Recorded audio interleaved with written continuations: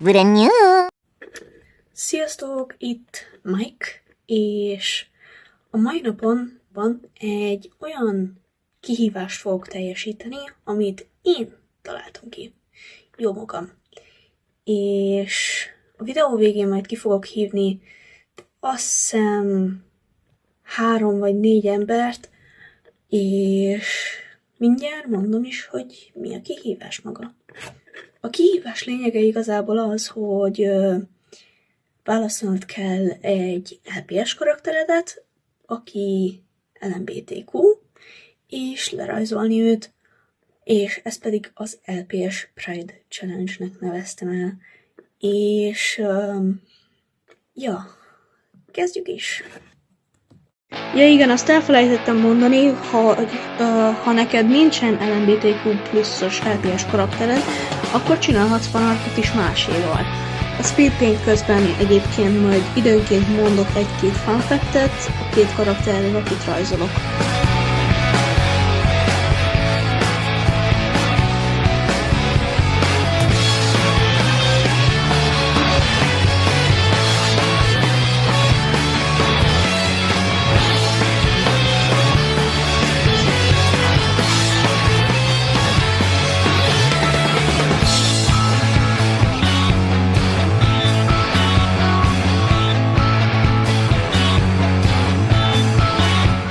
Megvan az a jelenség, amikor egy szemüveges emberke leveszi a szemüvegét, és olyan furán, csupaszul néz ki. De ez az LPS-eknél is így van.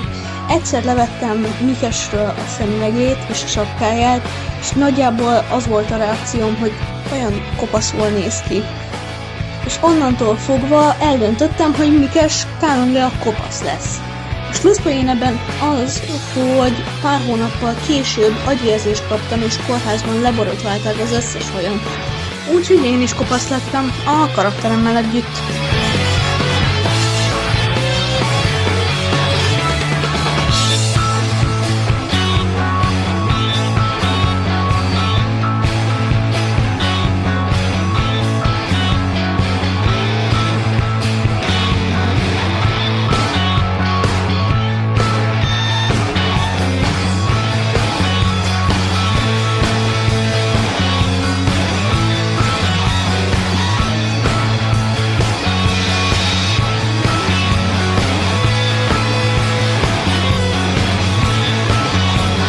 A cica, aki Mikes kezét fogja a képen, a valós párom karaktere, akit én választottam neki, mert ugyanolyan szőke és ugyanolyan pusi, mint az igazi.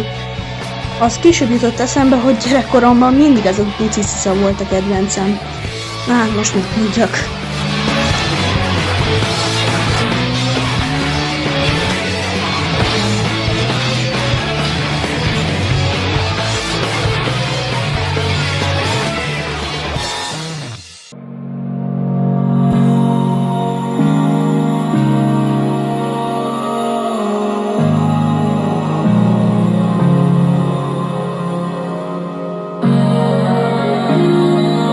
Karaktereinknek kitaláltam 2 gyereket is, az egyik egy kis cica, a másik pedig egy pici majombaba. Az egyik azért, mert az ő karaktere is egy macska, a másik pedig, mert az ő kedvenc állata a majom. Itt plusz érdekesség, hogy a kis cicát a sztori szerint ő szülte, ezért is fog később fanboy zászlót kapni, mert nem találtam empreg zászlót.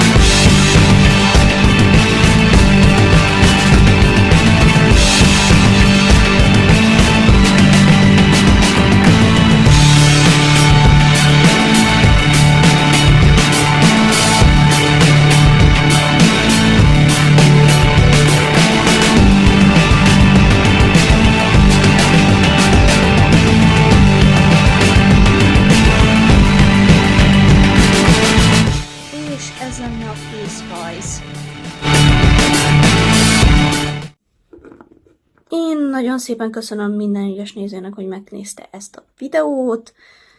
Kihívótjaim Palota Sadel 11, LPS Rory, Parallele Piped és Gömbi LPS. Köszöntöm szépen a figyelmet. Sziasztok!